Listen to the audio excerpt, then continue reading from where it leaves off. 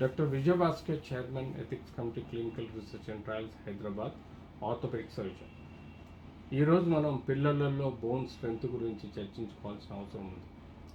పిల్లలు చిన్నప్పుడు పుట్టినప్పుడే వాళ్ళకు vitamin D deficiency, calcium deficiency లాంటివి వ్యాధులు ప్రబలే అవకాశం ఉంటుంది. అది ఎక్కువగా మాల్ న్యూట్రిషన్ చిల్డ్రన్, ఇథియోపియా లాంటి కంట్రీస్ కానీ, మన దేశంలో ఎక్కడైతే ఆహారం దొరక్క చాలా దూర ప్రాంతాల్లో ఉంటూ నీరసంగా ఉంటారు, పిల్లల్ని సరైన ప్రాపర్గా ఫీడింగ్ అంటే బ్రెస్ట్ ఫీడింగ్ కానీ లేకపోతే ఇతర సప్లిమెంట్స్ ఇవ్వరు.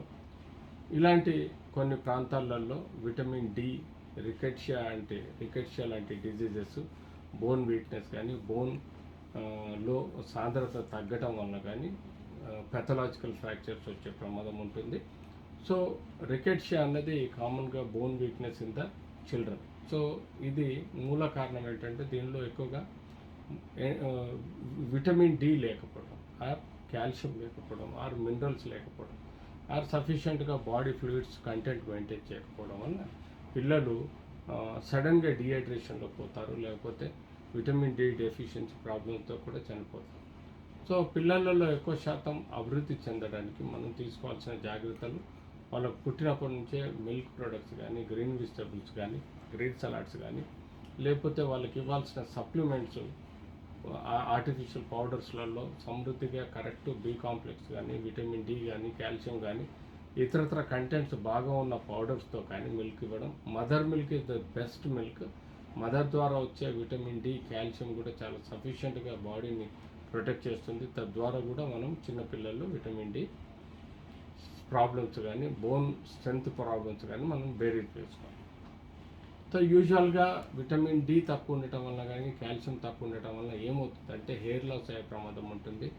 బోన్లో సాంద్రత తగ్గి బోన్ పెథలాజికల్ ఫ్రాక్చర్స్ అంటే బోన్ కుళ్ళిపోవడం కానీ, బోన్లో ఫ్రాక్చర్స్ ఏర్పడడం కానీ, బోన్లో స్ట్రెంత్ లేక కొన్ని విషయాలలో కండరాలు సహకరించక కూడా కొన్ని సమస్యలు ఏర్పడతాయి. కాబట్టి విటమిన్ డి డెఫిషియన్సీలో, కాల్షియం డెఫిషియన్సీలో జాగ్రత్తగా మనం ఆలోచించాల్సిన అవసరం ఉంది.